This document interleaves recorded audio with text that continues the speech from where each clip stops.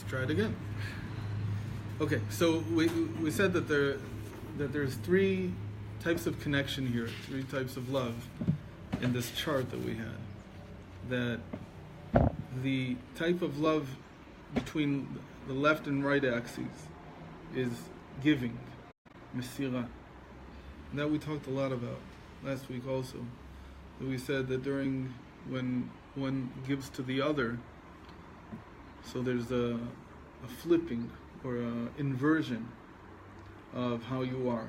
That normally you would want to receive pleasure from the act of giving, and instead it's like you invert yourself and you receive the pleasure, you wait until the other side receives. So that requires you to take your yeshut, your what you are, your being, and exchange it for what is hidden in you, which is your nothingness. The ability to take pleasure from something that will happen later. It requires a lot of nullification. The same thing is with the same thing is true about the one who's receiving.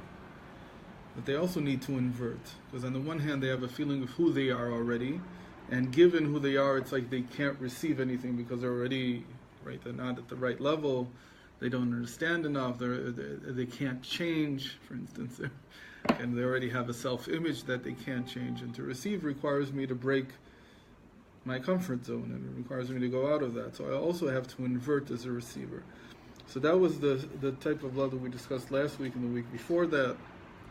Before that even, we had love that was like purchasing, like acquiring something. We said that in its essence is the highest form of love, because it really, the bond is created by me finding myself in what I have acquired. We talked some about that. We're going to talk more about that today. That the reason that Yaakov, for instance, was so adamant about retrieving those small vessels that he had left behind, even though it might be life-threatening for him, was because what I acquire is like fulfilling myself. Something about myself is still missing, and I find it through the objects that I acquire. It's a very surprising thing, but that's how it is. It's the highest form because it's atzmi, it's self. We'll talk more about this today. And then there's the type of love which is created between members of the same group that are receiving from the same person. So we have three types of these. We have between students and their teacher. So until now we've only talked about the relationship between the students and between each student and the teacher. But now we're talking about the relationship between the students themselves. So that's one form of bonding. What's the name of that one? This is called chibur. So this is chibur, among the students themselves. Right. That's one form. And then in the family, it's between it's between the husband and wife as friends, not in the sense of giving one another, but rather of enjoying being together. And what's that one called? It's all, these are all chibur. But the first one was in dat. This one is in tiferet, and the final one is the bond between siblings.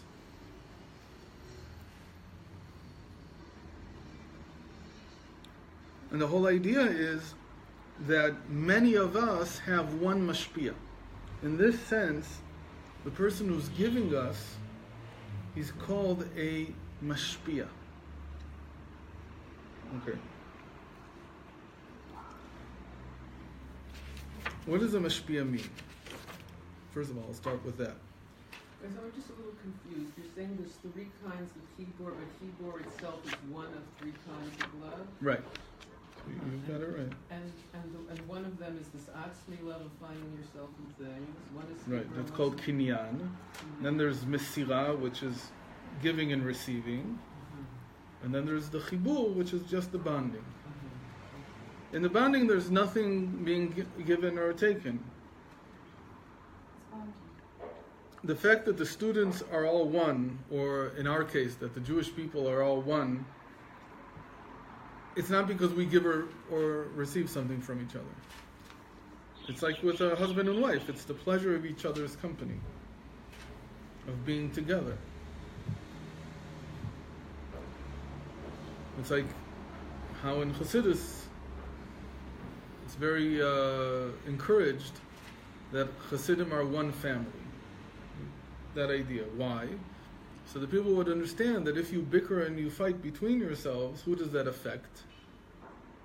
It's not so much you, but rather your parents. Right? When the siblings fight, they can't get along. So the one who's most affected by it are the parents. Right? They're the ones who stand to lose the most in the end. So exactly what do they lose? That's the question here. What do parents lose when that happens?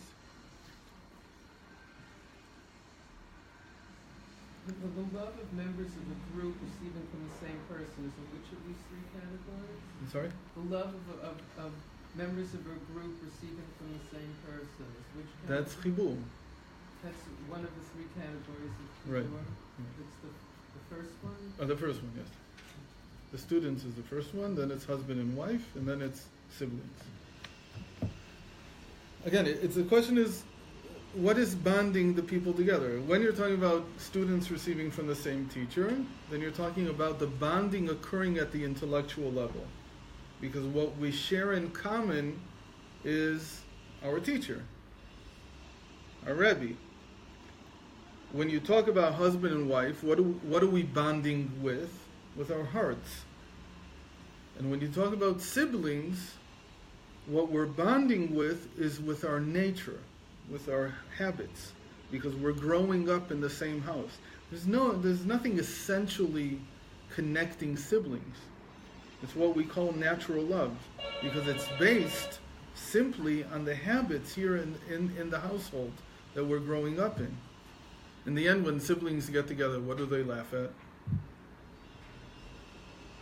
At least that's how it is in my family. Yeah, what are the jokes? What are like the inside jokes? Well, maybe they're old fights, but that's part of it. But the idiosyncrasies of their parents. Right? It's like, remember that Abba used to do this? That's like, it bonds you in the end.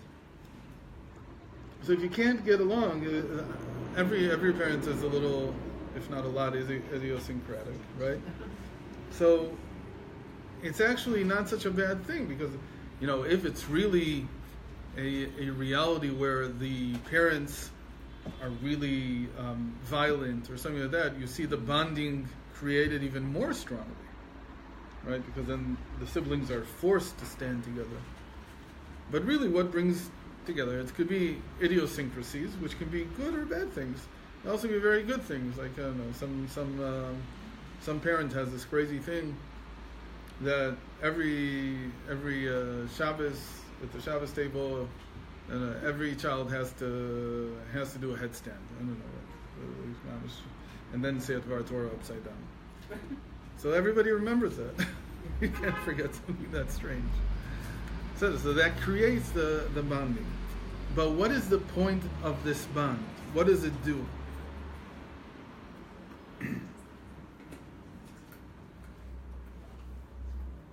What does it do to who does it really affect? It really affects the parents. It really affects whoever's above us. So in the case of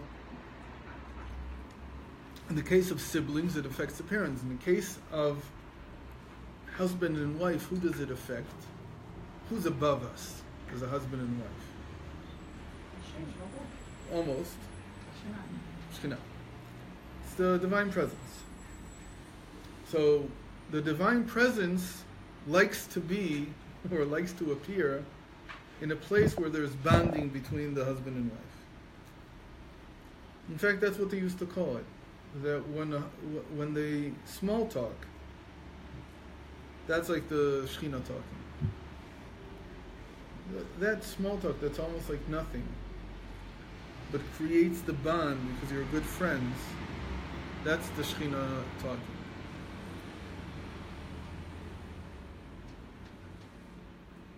And then with the students of the same Rebbe, so it affects the Rebbe. How does it affect each one of these? So this is the question about whether or not you are a mashpia, or, and this is the word in Hebrew, is whether you're a ma'ol, you're a source of light. What's the difference between the two? So there's two words that you hear a lot in Pnimius Torah, which are shefa and ol. Shefa is like sustenance, I guess, and ol is light. We know that they both mean pretty much the same thing. It's something that comes from a source to the people receiving, but there is a big difference between them. Light is something that happens in and of itself, without any intervention, without any need to awaken me. Meaning, the sun shines regardless of whether or not we're here to enjoy it. The sun is not dependent on us receiving its rays to send out its rays. It doesn't care whether or not there's somebody on Earth enjoying it, or whether there's only Pluto out there and nobody can enjoy it. It's still going to shine the same way. But a mashpia, shefa, requires some kind of investment of effort. It requires some effort. And the reason that you invest the effort, so we said, that's the other type of love that we discussed the last few times, the giving and receiving. I invest the effort to give you, either because I get pleasure from giving, or because I'm even more advanced and I get the pleasure from you receiving. Okay? But that's effort. It requires effort on my part. So therefore, I call the person who's giving is called a mashpia, and the person who's receiving is called a mekabel. And they both require effort, and there's even more effort. It's not just giving, which can be an effort in and of itself, but it could be your nature to give. But you invest even more effort, and then the shefa is even better. What you're giving is even better, because it's not only that you want to give, but you also want to see that the other side receives it properly. And so there's a lot of effort involved. But there's the feeling that you get, and I mean, I can do nothing more than bless everybody that you feel this at some point. But when you have a really good group, whether it be your children or students, that you feel really comfortable with, so suddenly you move to a different state of mind where you don't need any effort to shine, to just be yourself. Again, like a teacher in this case, like a rebbe, or like a parent. There's the disciplining part, which is again the mashpia and the mekabel. I have to raise a lot of effort or like, let's say, it could be theoretically, I guess, the same thing with hosting people at home. That there are people that you have to work hard, you feel that you have to work really hard to host them. But then there's a group that when they come, it's all effortless. What? So maybe it could be more like, because parents always are reacting with their kids, but maybe it's like grandparents, sometimes go to great Okay. and Maybe. they just sit there and everybody comes to the great. Could be. They don't do anything. I think they're just effortless. But I'm not sure. It could be. Could be it's the same thing. It makes sense. Oh, there's an audience. They have it, but there's sometimes Right. there's this magic that happens because they're so gifted or one with the audience are so receptive. There's that dynamic. Yeah. Of something. So there, I would say that it's more like the second part of the giving and receiving, because you don't know the people. Here I'm talking about people that you know them well, and they know each other well enough that they're just like one cohesive group. Maybe because there's more in the exchange. Between who and who? There must be a mekabel. So that's what we're saying, that the exchange becomes either effortless or full of effort, depending on how the group is in between themselves. That the more unified, the more bonding there is in the group, the more they feel comfortable with each other, the more you shine out without any need to expend effort. That's called becoming a light source, a ma'or, and not a mashpia. It's not the same thing. Mashpia is somebody who expends a lot of effort to ensure that whatever he's giving is received the right way. Also, what you're saying, that sometimes the mashpia becomes He becomes a ma'or. Meaning I myself, let's say I'm the teacher, I go up to a level where it's effortless. It just comes out. There's no need for me to fear whether it's being received properly or not. But that itself awakens a much higher essence in myself, which is what we call the etzem of the giver, which is much higher than the effort that's expended to give, and that's called the ma'od, and it's like light shining forth. So I once in a while I get this with my children. It's not so often. I think they're still too young, but when you do have this, it's like you suddenly, it's like the easiest thing in the world. Like they see their father, and he's like mamish one of us. He's like, he's just him. He's not in a tafkid. He's not in some what? He's not in a role. You can throw off your garments, and they can just be you, and it's all received and it's all good. And so I think really the same thing happens when you have a good group of people that you're used to hosting, and you feel comfortable with. And it's just effortless. It's not like, oh, I have to cook so much, I have to clean so much. It's all just, it is. It just happens almost by itself. So that thing is essential to reach.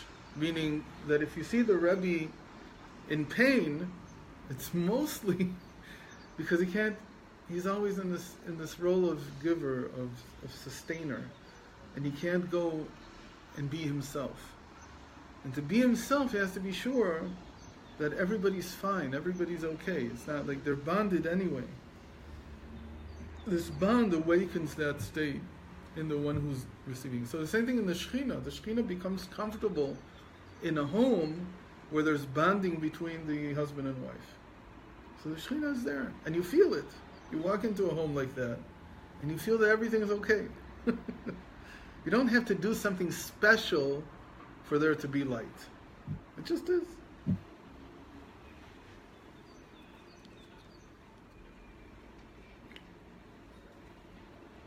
Why is this so? So the explanation is simple. These three types of bonding, they're on the middle axis. They're the Da, Tiferet, and Yesod of the middle axis. The Da, we said, is between the students, Tiferet is between husband and wife, and Yesod is between the siblings. And there's a very important statement about the middle axis that it's actually in our parsha, Bariach hatichon hamavriach min hakatzeh el hakatzeh. It's the middle, here it's like the middle, what's the word? Bariach, the middle bar, I guess, that interlocks from end to end. So the picture there is that when Moshe Rabbeinu put the Mishkan together, so each wall, right, there were three walls. The one that's in the east, the one that's in the west, the one that's in the north, the one in the south. And each wall was made, the krashim, the wooden planks, were made to hold together with 5 different rods or bars that went inside them. So there were 2 bars on the top, 2 bars on the bottom, and in the middle there was 1 bar that went all the way from end to end. That's the pshat of it. What does it mean in the middle axis to go from end to end? It means that if the middle is connected, then it reaches the 2 ends. And the 2 ends here are the Keter and Malchut, which we said is a type of atzmi love. It's an essential love. It's not dependent on anything. It just happens by itself. So these three types of bonding in the middle between the students, between the husband and wife, between the siblings, they extend outwards to grab the keter and the malchus on the bottom. So they give a sense of essential and not dependent on effort type of love for the relationship between the giver and the receiver here, which is either the parent or the shechina or the rebbe. Okay, so this is how this complements the other two types of love that we talked about. It's not usually talked about, but it's a very essential ingredient. It's just as essential as the direct relationship between the giver and the receiver. Depending on how the whole group is, that's how the giver will feel. So really, this is actually a third type of pleasure that the giver receives from giving, which is the pleasure that is essential. There's no need. It's not dependent on anything. It just is. It's the highest type of pleasure that there is. It just is. It's almost like shashuyim atzmiyim. It's like you can be playful because you feel at home. You feel that this is everything is received properly. Imagine a Rebbe sits and the students don't get along. So each one of them is listening to, okay, who's he talking about now? Is he talking about something I told him, or is it somebody else told him? Or the children are like fighting between them because I got this and I got that. So every time that the father opens his mouth, they're like, now what's he now gonna? Is he hinting that he was right, the other one was right, and I was wrong? What's going on here?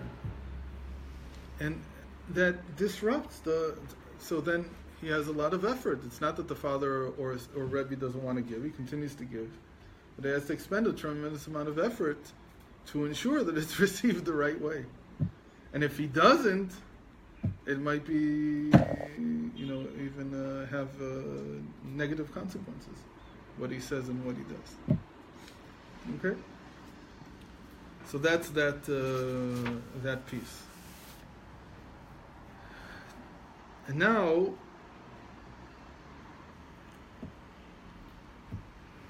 let's see how I want to get deeper into this whole thing. So that's the third one.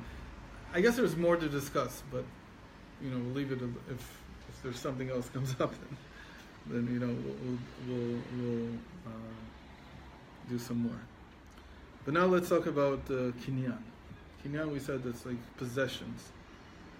That the first type of relationship of love that we talked about is the love of a person for his possessions. And we said, right, that you love your possessions. What are your possessions? What? Okay, so let's see. So you said that real possessions are an extension of the self. How do I know if I really need something? Whether it extends myself or whether it's just an add-on. So most of the things that I don't need, that are superfluous, and they come from greed or from whatever, is those things that don't extend myself. They don't allow me to express myself more. Like what? I'll give an example. So let's say a person has a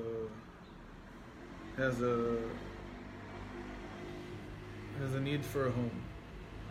He decides that I need 500 square meters. This is why. I need space. So quickly you see that you don't need that much space unless you have an army of people to clean it. But you don't really need that much space. There's hardly anybody who's that. Oh, but if every day or every week or every Shabbos or whatever it is, I have over this many guests. It's every week. It's like this is everybody knows this is how I am. So it could be that it's an extension of the self. That for them to express themselves, they really do need that amount. Now, it's not clear that that has to be. There were people, we all know, that had dozens of people over every Shabbos in a regular apartment. It was fine. They didn't, maybe they couldn't, or maybe they could, who knows. For instance, somebody like that would come and ask Rebbe, should I buy a bigger apartment or not? So there's at least a question whether it's the right thing or not. There's at least a question because you have a real extension there. It could be that if you extend too far, you lose it. Maybe what's holding you is the fact that you can only extend this far. Meaning what will happen, that 30 people fit in this room. So if you give him room twice the size, he's going to bring 60, but he's not that big. So the moment he tries to extend to 60 people, he loses the first 30.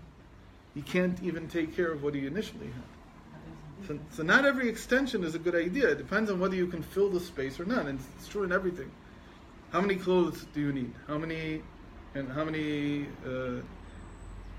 Everything is... So it doesn't mean necessarily that if you don't have something, you don't need it. On the contrary, it could be that there's many, many things that if you were given those things, you would extend further. But you don't know because you don't have them. The point is that when we go through life, the notion of extension is essential to living a good life. It's essential to being who we are. That it's not just, again, today you've got this consumer economy or consumer type of culture, which is to consume. It's not the same thing. I'm not consuming, I'm building myself another room to live in. And so my feeling towards my possessions, my true possessions, is that I can't give them up. Meaning, I don't think that I could connect the same way to to glass cups that I keep for years, and to stuff that I throw out after, disposables. What about things that you never get rid of because they're like family things, heirloom, some great grandfather's picture, or some crystal glass, or old, what about things that are hard to get rid of that are like, say, kavod to family or something? What about that? But they're not an extension. That's not. In fact, it's probably the backwards. I'm sorry? Instead of being an extension, it's like going backwards. An extension is to reflect the self. Is this really connected to the self, who my grandparents are? What? Maybe it's a memory. It could be that it is. Sometimes that's hard to get rid of. Sometimes when a person feels that he has taken the place of somebody else, his parents, his grandparents, then he now fills their space in the world, as it were. So then these possessions become very important because they're like the link. But otherwise, it's just respect or something like that. How many of those do we have? Yeah, well, most people don't have a lot of these things anyway. But the consumer society is the opposite. It's like I'm consuming things to keep myself alive. It's a very different attitude. Whether it's right or wrong, I don't want to get into it, but it's a completely different approach. The approach here is that whatever I'm connected to, whatever I possess, is because it reflects my essence. It's a part of my essence. And my essence cannot be revealed just by my physical body. In this sense, garments are not just an external thing that I can change. They reflect the inner self. Between garments and jewelry, so Chassidus says jewelry is a lot more reflective of the inner self than the garments. So, what is jewelry by a man?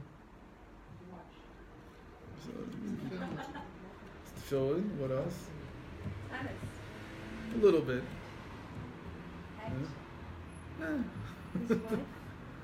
No. What'd you say? His wife. I hope not. So. Nice. It would be nice. So what else? So there's a very important piece of jewelry. There's two very important pieces of jewelry that we don't wear all the time. But there's one person who does wear them all the time. So you mentioned tefillin, and the other one is the Torah that I've written. The king keeps it with him all the time. Every other Jew, he just writes it and he puts it somewhere. It's a mitzvah to write a Sefer Torah. So not everybody does a Sefer Torah today, so you just... So we buy books, and then it's like our bookshelves. The only problem is that you can't carry it with you. Well, today you could maybe right on your smartphone. Yeah. The problem there, of course, is that there's no real connection. When you have a book, it's a possession. There's no real possession of intellectual property. It's only like saying that it's related to somebody, but there's no real possession in the sense of possessing an object. The fact that things are objects says, right, things are not subjects, they're objects. Let me say this, that what makes this book into an object? That it's not subjective whether it exists or not. It exists. Here it is. Everybody sees it. So things that are objects, they have an essence, and therefore they can reflect my essence. Things that are only subjective, right? There's a whole problem. For instance, what do you do? There's this whole thing about objectifying women, right? It's always talked about, but it's like the terms are confused, because when you objectify something, you have to respect it. If it's only again, it depends on how you look at it, but if something is only subjectively separate, meaning that I decide that it exists, so that's not a real essence. The object doesn't have a real essence. The real independent essence is only when something is an object. It's very... It reminds me of the cuts to Rebbe, if I am I and you are you, Yeah. How does that work? So, If I am I and you are you... Of course you are you. If I am I because you are you, and you are you because I am I, then I am not I and you are not you. Uh-huh. If I am That's I subjective. because I am I, Right. and you are you because you are you, then we can start Right. to have Right. What does respect mean? Respect means that there's boundaries. With objects, there are clear-cut boundaries. So when they say that you objectify women, you turn them into objects, what they really mean to say is that you're taking away their humanity, as it were, their personality. But that's not why you respect something. You respect something, first of all, in the same way that you respect a book, first of all, because it's separate from you. It has an essence. But exactly because of that, because it has an essence, it can be an extension of who you are. But if it's only subjective, so it's like the knowledge that I have in my head, which is subjective. Nobody else knows about this. It's not an extension of who I am. It's rather just who I am. What is subjective to me is just who I am. But what is objective to me, something that's an object, is an extension of who I am. It's like I extend further. There's a halacha that comes out of all of this, for instance, that a person is not allowed to hurt themselves. Why? Why can't I hurt my physical body? It's mine, right? He says, no, your physical body is an extension of who you are because it's an object.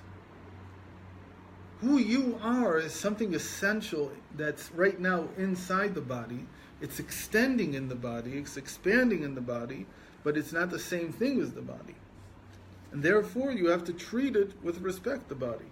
You can't do anything you want to the body, just say it's yours. It's not a subjective thing. On the other hand, what I know I'm allowed, nobody can tell me don't do it, I'm allowed to change it. I'm allowed to change my mind. I'm allowed to think differently. I'm allowed, all these things are, there's nothing wrong with that. Torah doesn't tell me don't change your mind, don't, Okay? It changes because it's subjective. It's how I feel towards somebody, how I react to certain things. These things change. They make up who I am. But the body is an extension of who I am. Is this why you're not allowed to make a tattoo? Okay, also one of the reasons. Because you have to respect it. The way you received it, that's the way you want to give it back. You're saying you respect it by it being an object. I have to respect objects. Things that are objectively existing. They have objective existence that's not dependent on me. But it's only with those things that I can really extend. I can't really extend with something that's subjective, because with something that's subjective, it just becomes part of who I am already. It's not an extension. This whole thing is discussed. I mean, it's one of the things that Kant started with. It's called that all objects are extensions in space. They extend in space. So it doesn't matter so much. I want to give the point in Chassidus. When you touch on something's objectiveness, on its essence,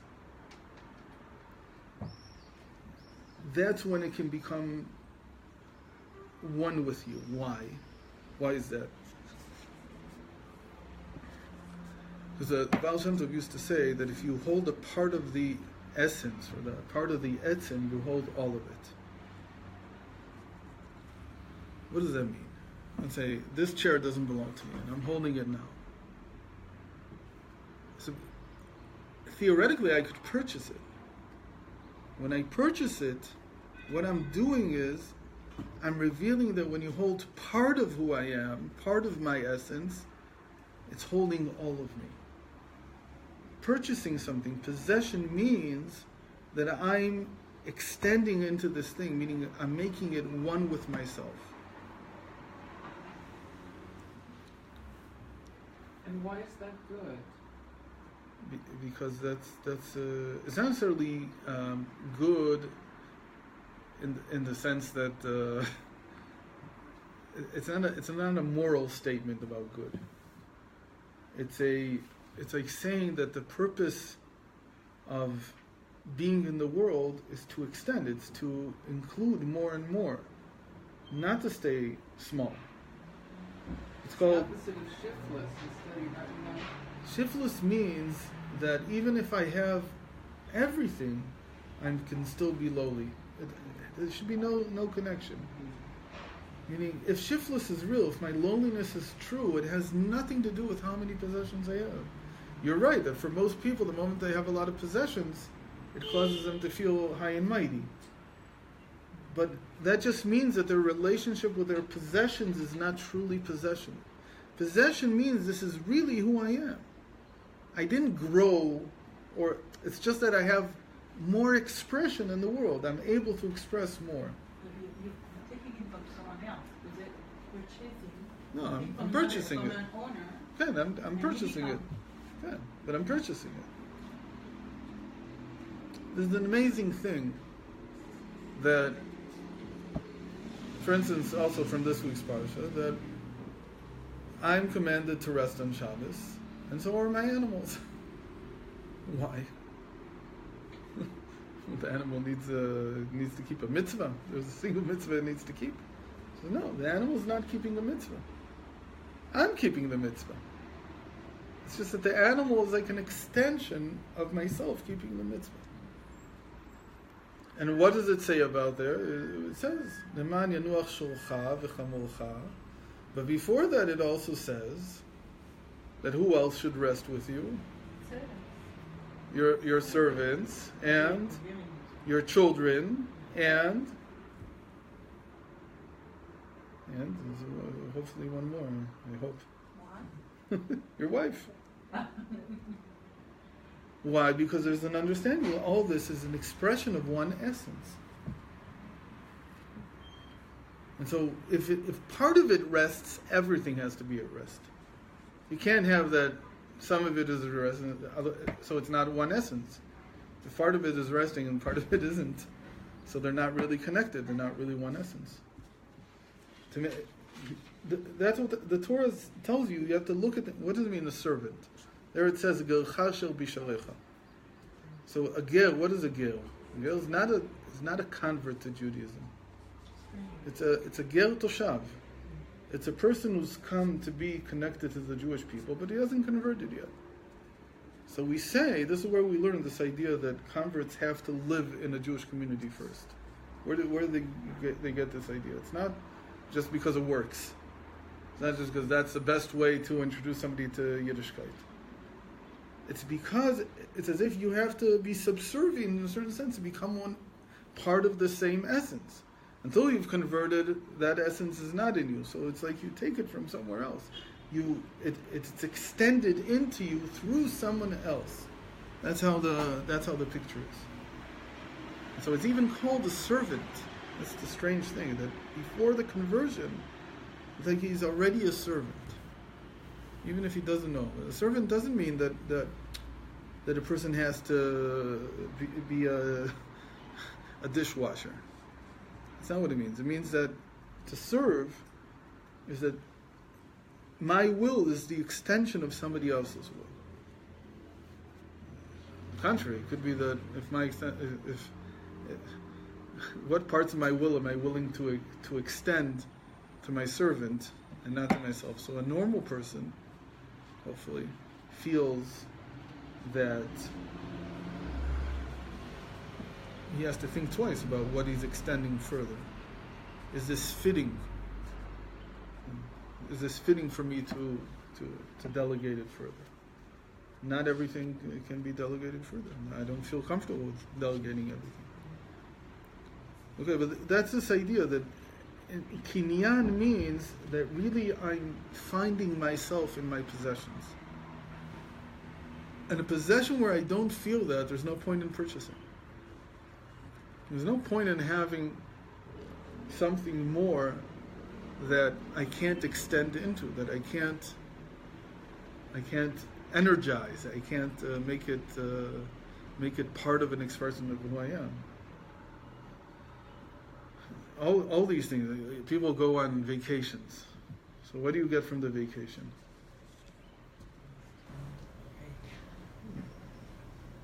Some people say I have to take a break from everything. That's very disturbing, I think. Because what is it saying? It's saying I don't like being who I am. I have to take a break. A good vacation is when I can be more of who I am. Okay? There are menial tasks that I have to do that maybe I'm not at the level of feeling that these are part of who I am. And so I would like somebody else to take care of them for a while. For what? So that I have a full 18-hour day where I can focus on who I am, what I am. And I'm not going to sit on the beach and just do nothing, because what kind of vacation is that? Vacation is taking a vacation from all the stuff that I have to do, which is not really part of my essence. But I would like to take a vacation where I'm able now to focus on extending myself and on feeling who I am, really. And so, there's vacations like that you can do. You don't like it. You like it or you don't like it? Look, because I was just saying, many people work extremely hard, and even their freedom when they love their kids or grandkids, just like you said, to go to the beach, God created this beautiful, what is wrong with going, No, settle. No, but you just said that's a waste because you should be doing more. Settle. The question is, what are you doing with that? I'm actually with that sitting and enjoying and smelling for once. And not settle. For what? For what purpose? For to be able to extend my essence. Right. Meaning, if I'm a writer, let's say I don't do any of these things. What am I? So every Jew learns. So he sits on the beach and he learns, and he finds himself in the Torah. That's an extension of self. That's finding myself, using the free time to find the essence. But it's also an indication that a person's need to run away from whatever they're doing. It's actually an indication that whatever they're doing is actually not in alignment with 100%. Unfortunately, most people don't get to. But just load the plate too much. you love it. You love your kid, you love your blanket, you love your job. But it's the same. that means you don't like what you do? Right. No, it means perhaps it's not balanced. It needs to be assessed. I think. I don't know. There's a big question about, I don't know what the answer is, but can you really get away in life with doing what you were meant to do? Can you really live that way? I think I like to believe you can. So we like to believe that you can, and certainly the picture that we have in our minds is that that if everything were right, so when we would be doing or working according to our essence, we should also be able to sustain ourselves.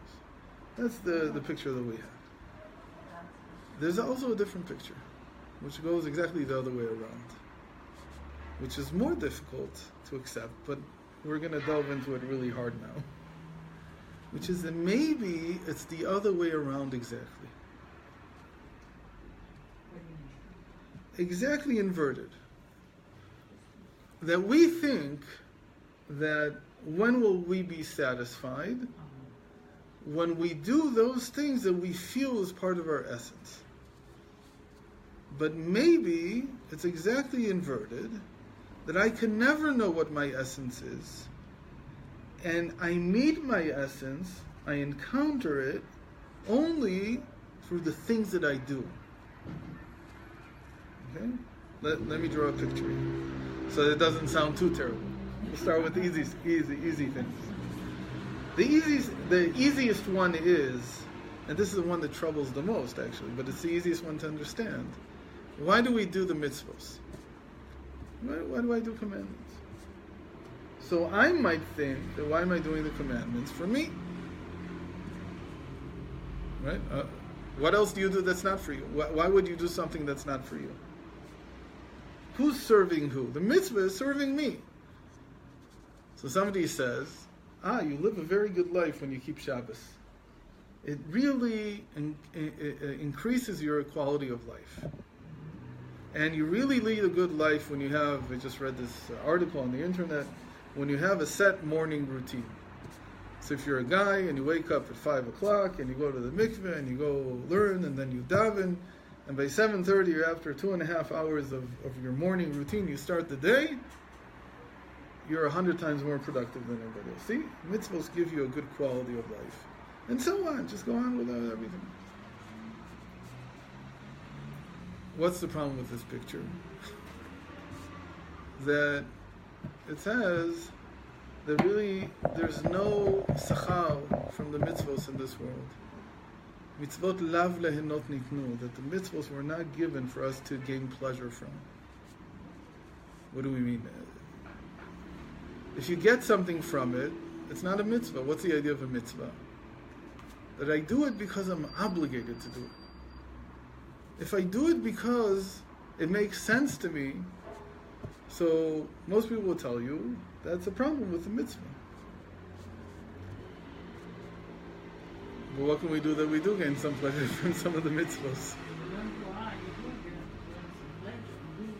Okay, so you gain things from it. So what do you do with it? So what do you say about these things? So we have to say something. So Chassidus says like this. What it means to say is that the real purpose of the mitzvah is to connect you to the infinite. That's the real purpose. What is a mitzvah? A mitzvah is a bridge between the finite and the infinite. It's a bridge that I cannot construct. No matter what I do, I don't know how to bridge the gap between the finite and the infinite. What does that mean? For instance, I don't know how to do acts that will be eternal. I don't know how to do that because everything that I do is temporal. Everything that I do has a valid, right, a date when it stops being valid. I don't know how to do something that's eternal. Nothing I can do will be eternal. So Hashem said, since I'm eternal and you want to connect with me, so I'm going to give you commandments that only I can devise, only I can create them. But know that when you do this commandment, you're connecting to me. You're connecting to the infinite. But I don't feel that I'm connecting to the infinite. You're just telling me that I am. Anybody feels that they're connecting to the infinite? Nobody can feel that. So he's telling you, in this world, you can't get the benefit of that connection. In the way that your consciousness is now, you can't grasp what it means to be connected to the infinite. You can say you grasp, you can imagine that you do, but really, nobody can really grasp this. So, when will this be unveiled? It'll be unveiled in the world to come, not in this world. That's how Chassidus explains this problem. He says, we never meant to tell you that that there's no pleasure at all from the mitzvah, because obviously people get pleasure from mitzvot. They benefit from them in some way.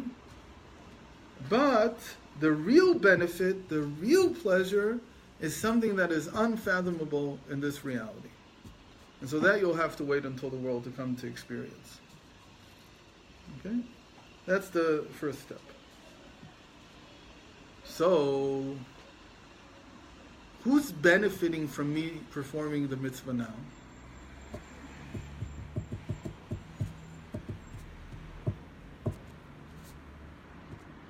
Is there anybody who's benefiting from it?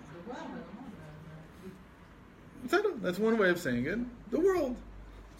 The world benefits, because every time, that's what we say, that every time that we perform a mitzvah, we're sustaining the world. So I'm not benefiting from the infinite that I will experience only in the world to come. But the world is benefiting at this moment. And even when I don't benefit, it benefits. That's a part of my understanding of mitzvot. That even when it's really difficult for me, I give tzedakah. Do I benefit from that? No, I don't benefit from it at all. But the world benefits. So the world constantly does benefit from the mitzvah at a very real level. So who's working for who? Maybe Hashem also benefits. I don't know, maybe. He says, but that's all gavoy. He says, I need this. He could have created a world in which he didn't need it, but he created the world in such a way that he does. So even Hashem benefits. So who's working for who here? Is the mitzvah working for me, or am I working for the mitzvah? In this world, I'm working for the mitzvah. Let's go another step. People go into the field, they plow it, and they grow some corn. And what do they think? That I'm hungry, I need to eat, so I grew the corn. So the corn is benefiting me, right? Is that right?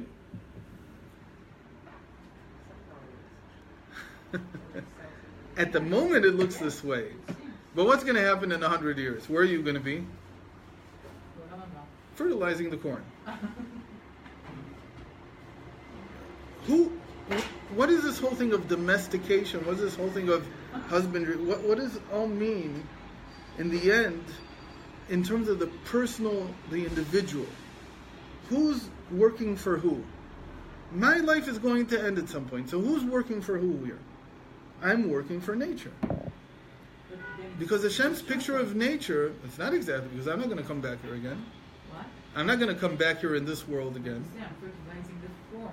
So all of me, so even the fact that I made a better strain of corn or whatever it was, I evolved nature through my acts that was to benefit nature. Who's benefiting when I eat an animal? According to the Torah, who's benefiting? Me or the animal? Both. So it seems that I benefit. Why? Because, look, I was hungry and now I'm full. But the end result is what? I'll be full 100 times in my life. You know what? 1,000,000 times in my life. Eventually I won't be full anymore because I won't be here. But the animals will. I'm propagating nature. I'm keeping nature going. It sounds like a strange idea, but I'm working for the world, not the world is working for me. Why do we see it the way that we see it? Because we're very egotistical. So we see that everything that we're doing is like to benefit us, but we don't get it that the joke is on us. Now I'm saying it in a very cynical way. The joke is on us because you're only going to be here so long. Everything that you're building is for who? Not for you. It's like you have kids, leave kids, grandchildren. For what? So it's not for me. No, it's like you said, no, it's perpetually. But I'm not going to be back here to enjoy it. That was the whole story with Choni HaMe'agel. I'm contributing to something else. And all the needs that I think that I have, they're a catch. They're like a way to reel me in. You have a need for food, you're going to take care of the world. Why? Because people think we abuse the world. That's not true. It's the other way around. If anything, the world abuses me. Why? It uses me all the time. Because it's using me to propagate itself. I'm not eternal. I don't have that quality. But the world is, relatively speaking.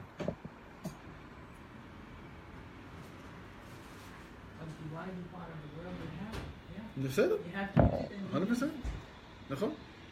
So I use it a little, but I'm giving back a ton more than what I'm using. Just from the fact that I have to be here and let's go to another level. Who's using who? Here it's the easiest to see. Who's using who when it comes to the state and the citizen?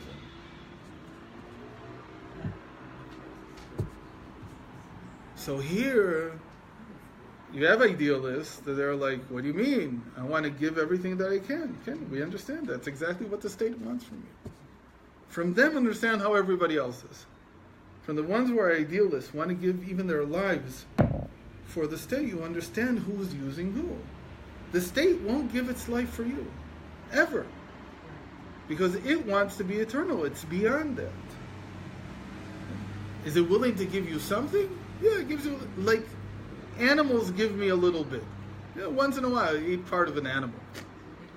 But look at what I'm doing to sustain all the animals in the world. Now, once in a while, I eat some vegetables. But what I do, me, myself, and I, this one individual, is nothing. It's absolutely no. The way I'm taking some advantage from it is almost nothing compared to how much I'm giving. What I call my needs is, when you reverse the picture, when you invert it, is really what keeps me in place. My needs are there to keep me giving towards the world. And I'm giving much more than... And how do I know this is also true? Because there's something called the law of entropy. One way of understanding entropy is that eventually organisms, individual organisms, perish because they give back more than they can take in. Meaning the whole system of life is built this way, that as long as I can take in more than I give out, I'll remain alive. But at some point, I start losing more than I can take in. And that's when you break up and you perish. That's entropy. And all of nature is built on that. Meaning that the individual organism is built in such a way that it will eventually give back much, much more than what it ever took in. Because it has to break down. It has to completely perish. This sounds like a strange thing, but let's think about it. So That's not true to people, though. why? Because often people dysfunction, and then they can't give anymore. Like, That's what it means to give.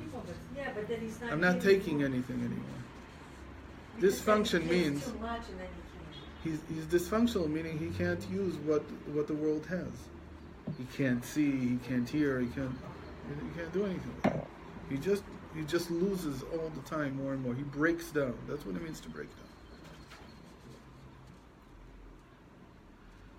You can see that with children. Same thing.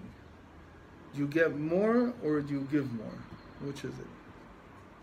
So in you, there's a strange need that you need to have offspring. But really, how is that need being used? For you to give. Mamish your life out.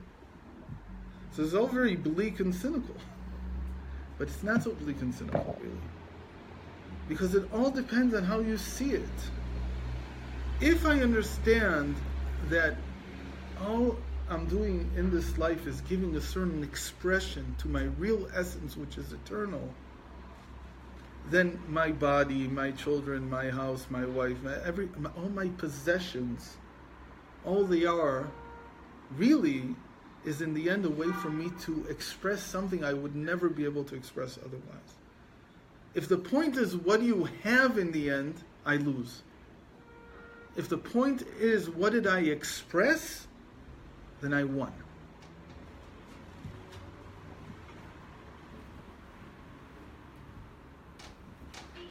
It's just that it's hard for me sometimes to accept that this is my expression.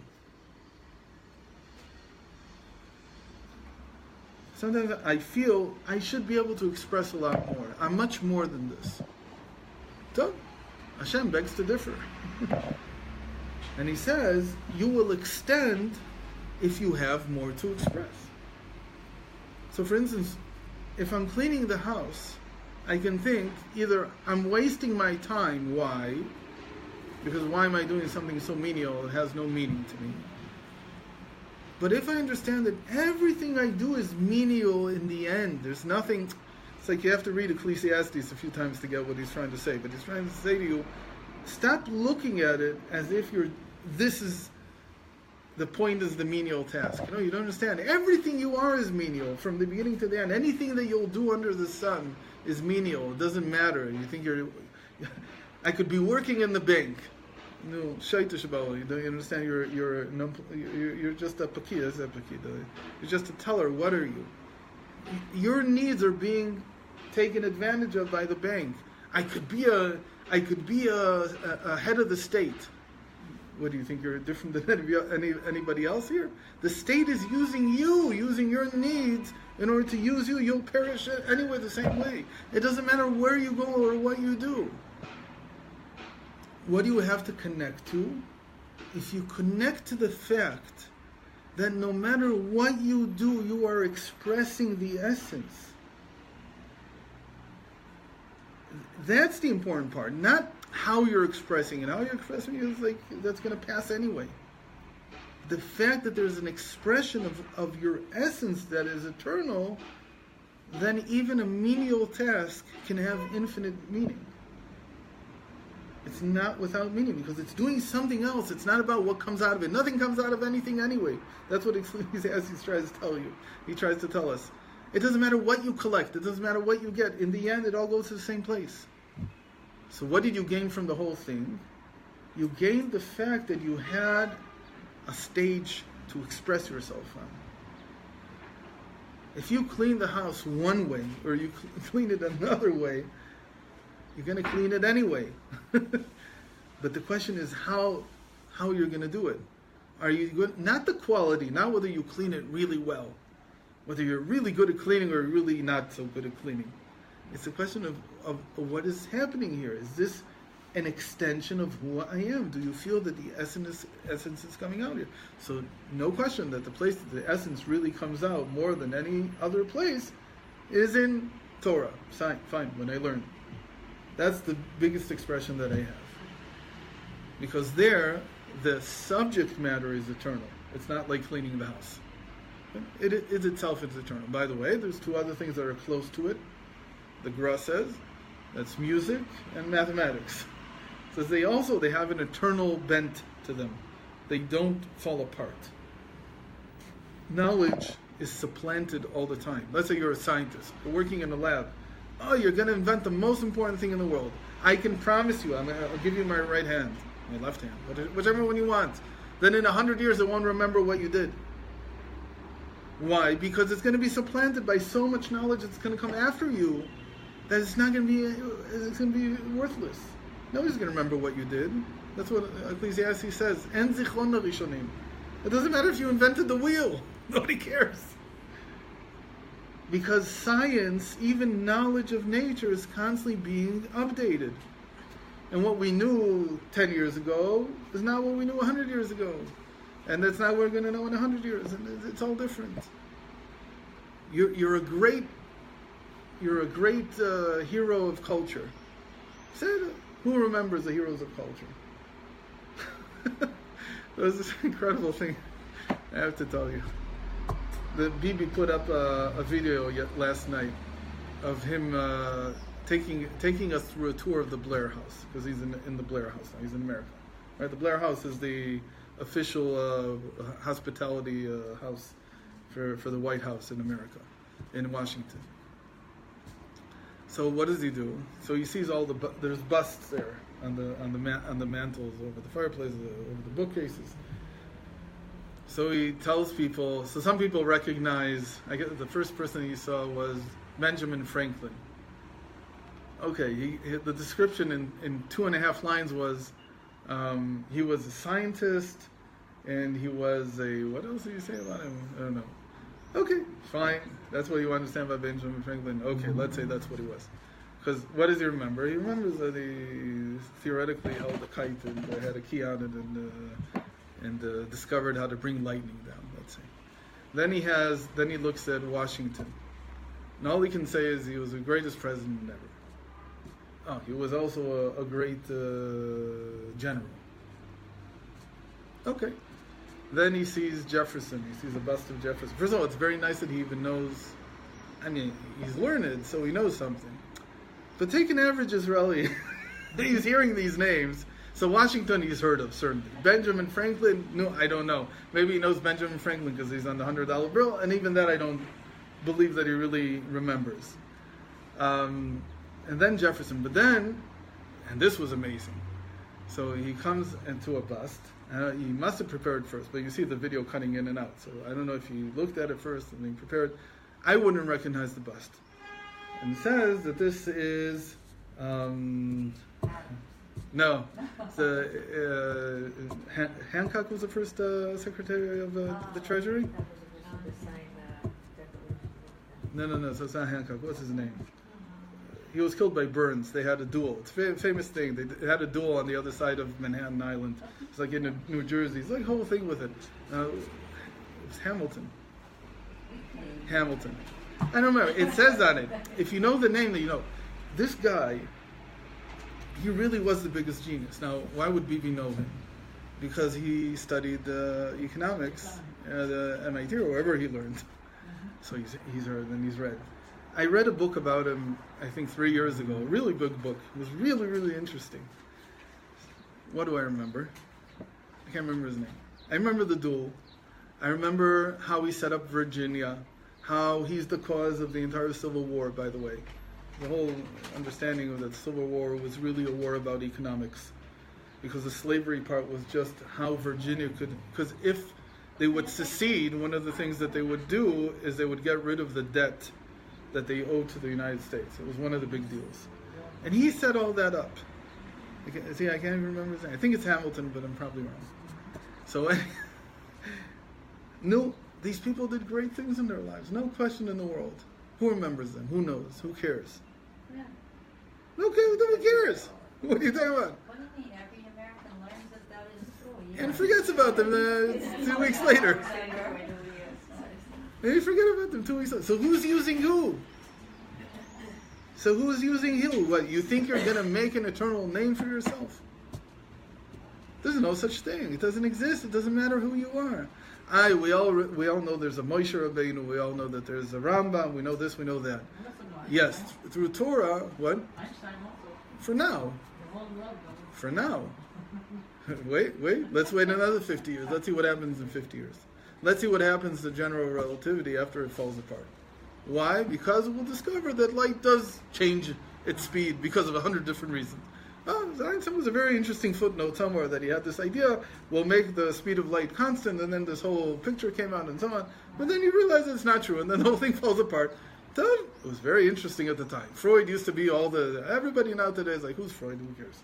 It's all nonsense.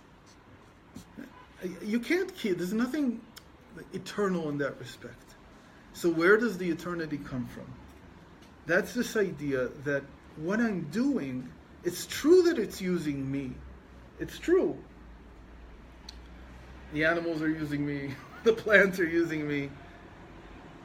They're not just me. All of humanity when you think about it. Like, what's the scientific picture today? That humanity just came out, I don't know, 100 million years ago? How many years ago? So what was the planet doing the whole time? Why did the planet produce human beings? To advance it to the next stage. And when it's over, it's over. That's the picture of evolution. That's what it looks like. And it's not incorrect in terms of the shiftless that it'll give you, that Kohelet tries to give you by just looking at your own life and telling you, look, this is all going to pass anyway. So where do you get the meaning? Where do you get it from? You can only get it from an understanding that it doesn't matter where you're expressing yourself or how it's that you are expressing an essence. And you could be doing this in anything that you do. That's called being part of the Atzmi. That's what it means to be essential. So when I purchase something, when I possess it, the question is whether I can find an expression of my essence that will occur because of this thing. It could be a gown that I'll wear one time. But if at that moment what's being expressed is the essence, it might be worth it, even if it costs $20,000. I don't know, whatever it costs. Again, I don't know of anybody's essence that is so great that it needs a gown like that. Except for maybe a queen, maybe. And when a regular person tries to do that, it looks comical. It just doesn't work because there's no essence behind it. It's just, okay, we're all impressed by how much it costs. But really, is there something different coming out? This needs to be discussed some more, but this is what it means that a real relationship is where you're not afraid, and this is where the main thing is, that the relationship starts, like we said, from making me into nothingness. Remember we said that all love is like a state of coming from nothing into something. A good relationship is one that brings that out. So if my relationship can start from a state of nothingness, that really, let's say this was my chair, but it'll be nothing, and my whole relationship with it will be nothing. Can I start from that point? Can I ask you a question? Just say you're acquiring something that is legitimately connected to your essence. Does Hashem actually come through? That's exactly what Hashem is. He will provide. If you buy, I know Rabbi Nachman said, if there's a home that's meant for you, no matter what it costs, and you get it, and it will come. Exactly. You'll get it for the price Exactly. you can afford. Exactly. Okay. The first time I felt this in my life was I met this man. His name was Yuda Schwartz. Doesn't matter. Yudi Schwartz. And he made me a cup of coffee, or whatever it was. I don't know if I drank coffee back then. It was like 18. And he sat down to drink it with me and talk. And I felt that this was an essential moment, even though it was nothing.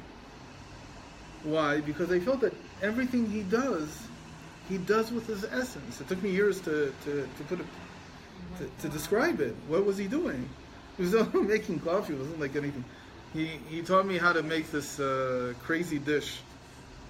I can't even remember what it was called. It was the kol kavanim, what do you call the kol kavanim? The chicken stomachs, pupiks, pupiklach, with flour and salt and pepper. But that's basically it. And you grind it up really. It takes a long time to grind it up because you do it by hand. You didn't have a machine. And cleaning the pupiklach, I don't know if today you get them clean, but still, when you clean them, you have to take off all the insides. Also, they're tough. They're not. And then you cook it for a long time. And I remember this being one of the most incredible experiences of my life. Why? What was important? You make this, you don't make that. Doesn't mean anything. You eat it in 5 minutes afterwards. What's the whole thing? But it's how he does it. Do you feel that this is an expression of it? Can you express your essence here? It doesn't matter what it is. You can be doing dishes. So there's also an activity in addition to a possession. Yeah. You're also saying what you do. Right. Because in the same way that my possession could be an expression of who I am, my actions also the same way. They could be an expression of who I am. not because they're important or not important. Nothing is important in the end. That's the thing that people can't get through their heads. It's so hard because you look at it really like, oh yeah, in the context of entire lifetime, it's much more respectable to be the head of a hedge fund than it is to be a street cleaner. Huh? Isn't it that he gave you his attention for 2-3 hours, focused on you and spending time No, he was with focused you? on the. He used to call it. But you were the one that was there. Yeah, I was looking at him. He was making glingalach, he called it. Yeah, but the fact that he did that with you. It wasn't about me. I was looking at him doing it. Like, and I didn't mean he taught me like he took my hand. He did. I did it with him the first time, but it wasn't like. But there's no coincidence that you were there. No. What I later saw was it didn't matter whether I was the subject or in interaction with him or not. So that wasn't It was what made everything such that he. a Right. moment for you. That's what I became convinced over the years. It's just how he does things. That his essence is always there. This is an opportunity for me to be in the world. That's what it felt like for me. So can you extend that to shlichut? Like if there's the shlichut, we all think it's like we have to like what is it? But if you're coming from your essence, like would you say that's like you're in your shlichut? So it said that all relationship begins with this feeling of nothingness. Another way to say it is that it begins with the feeling of mesirut nefesh, that of self-sacrifice. Meaning, strangely enough, when he makes a cup of coffee, it's a shlichus for him. This is the most important. How is that? It's like I'm willing to nullify myself to not be in order for this to be here. It's not that this is. That's how the essence is. The essence is like ungraspable. So the only way I can begin to approach it is when I extract myself, the usual image of who I am, and push that away. So who's making the coffee? At that moment, it's almost like a feeling that the essence is making the coffee. The essence is much higher than the individual that's here. Because the individual that's here is going to pass anyway. All these actions are passing, none of them stay. But the whole thing is to be down into a object. So it could be into an object, it can be into an action. Like he says here, it can be in all my things. It can be in my spouse, it can be in my possessions, it can be in my servants, it can be in my children, it can be in everything. It's whether I'm constantly in the state of what you're calling now shlichus, or I would call self-sacrifice, or I would say is subtract the thing that you usually call the self from this whole picture. Take it out. You're right, everything is using you, but that you that it's using, you don't want either. That you that's being used is not the real you anyway. In the end, you're using everything. Why? Because you're getting a chance to express this essence.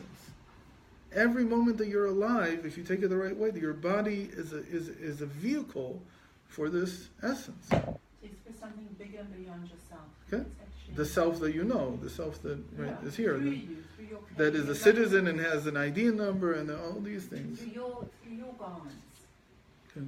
through your vessels, Okay, this needs a little bit more explanation, but the big idea here is to invert. It's first of all to understand that it's not me that's using the mitzvos; it's the mitzvos that are using me. It's not me eating the animals. The animals are using me to propagate through life, through history. Right? There's a lot of animals that don't exist today. Why? I can promise you that sheep will not go extinct. Right? Chickens will not go extinct. Because we need them. Because we eat them. So there's this mistake. By the way, this needs more discussion. But right now, what are we doing now? Where are we holding right now? So right now, we're taking the inanimate and we're giving it life. Right? That's what we're doing. What is this thing here? It's a piece of inanimate silicon and other things, and I gave it life. But the life in a cell phone is not the same life that's in here. They're very different. They don't work the same way. When I give this life, first of all, it works on electricity. I don't exactly work on electricity. It's not clear what I work on. But more importantly, I can't say that this has individualized consciousness. Even if I give it a number, I give it a name, whatever, it's still not going to have its own consciousness. The Torah says that the same thing is true of animals. That even if I give it a name, it's not something separate from all the others. It's part of the same consciousness. All the horses are the same horse. All the dogs are the same dog. All the sheep are the same sheep. The same one. It's just that it's in separate bodies. But it's not individualized.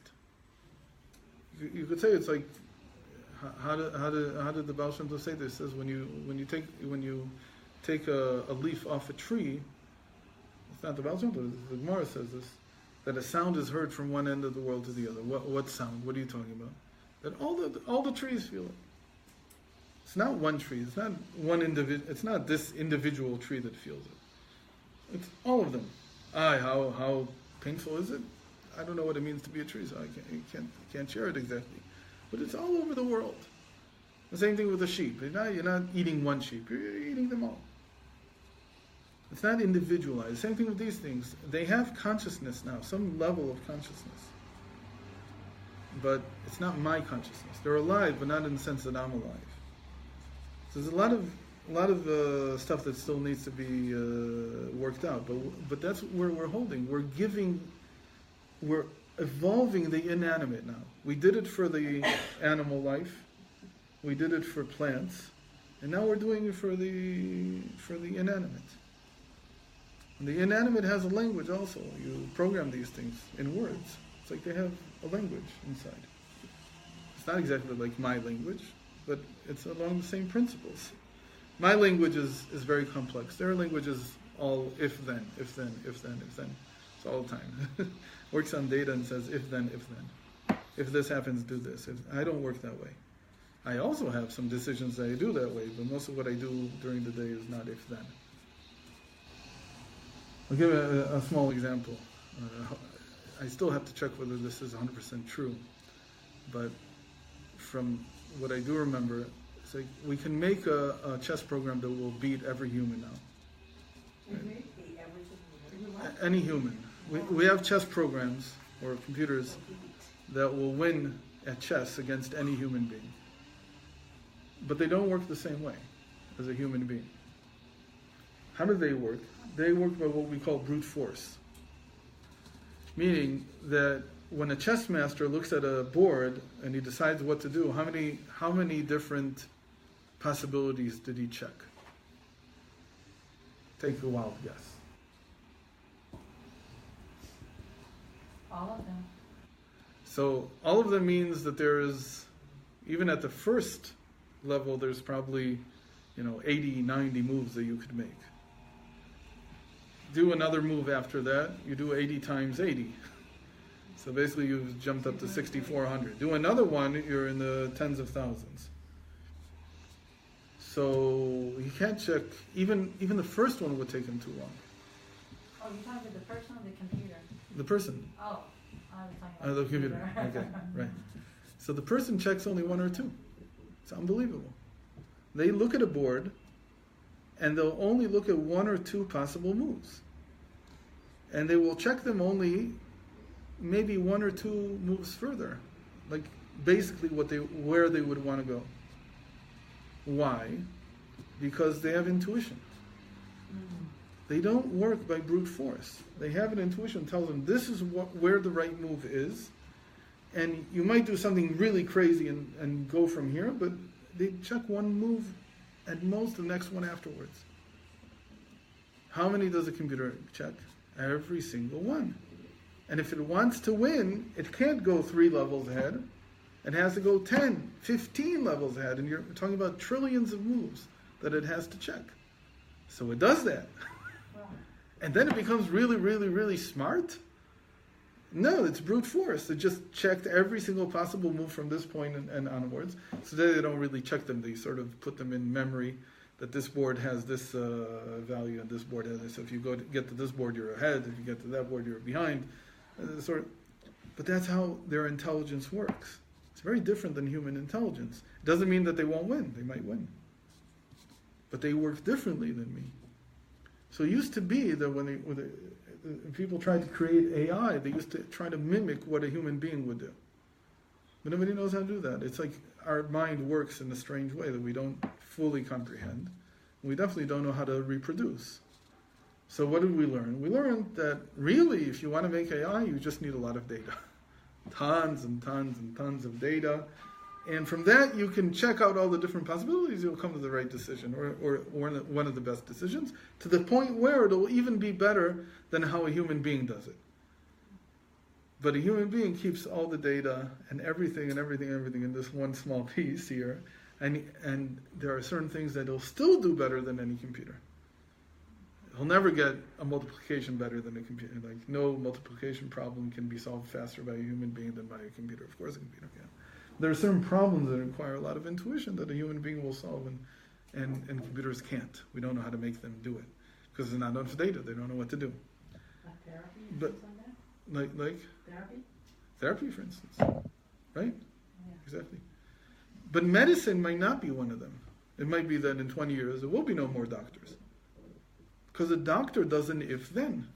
There's very few doctors in the world that do something beyond that. They all want to say that they do, but I'm not sure that they do. They all want to say, no. How I see a patient is different. But no, there are a few good diagnosticians that will look at a person and say something, wow, how did you come to that? But as more data is collected, it might be that you don't need that intuition. It'll be like a chess problem. Here's all the data, and a human being could never process all this data, which we don't even know. And our intuition is good, but it's not that good. And then the computer doctor will know better what to do with the patient than a human doctor will. So there's a lot of thinking that in 20 years there are going to be no more doctors. There'll be a few who will program the computers, but it might be that they'll come to the point where they program themselves. Does that mean that they'll have an individual consciousness like mine? No. But it means that they might be great at the tasks that they'll do. And so who am I serving now? I said this to somebody on Shabbos. If you're not learning Torah, what's the best thing you can do? Ask Google questions. You're teaching it. Yeah, do you get this now? That you look for something on Google, and then you go to YouTube, and right away it shows up exactly what you were looking for? Because they're the same company. So it just share the information. They know it's you. So if you looked for this, or they'll even give you something that's near it, oh, that's what I was looking for. You don't even notice anymore because it does it automatically. Facebook does the same thing all the time, to the point where now it's become clear that they're not doing it neutrally. They're trying to program people to see things a certain way at Facebook. They become a big brother. But the other way around, it doesn't care what you're doing.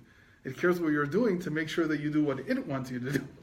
Okay? It's teaching you how to think. Or it's creating these associations in you.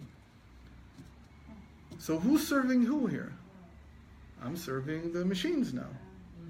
But does that mean that I'm their slave? On the contrary, he's still my possession. Why? Because I have an eternal essence that's being expressed all the time. It doesn't matter how long I live, it doesn't matter how much I do, or where I do it, or how it can be in every single thing that I do. So I'm evolving the machines now. That's beautiful. It's a wonderful concept. The inanimate is becoming animate. But in the end, that's an expression of who my essence is, of what my essence is. So this needs more development, but this is at least the beginning of this idea of kinyan, of possession being a type of relationship.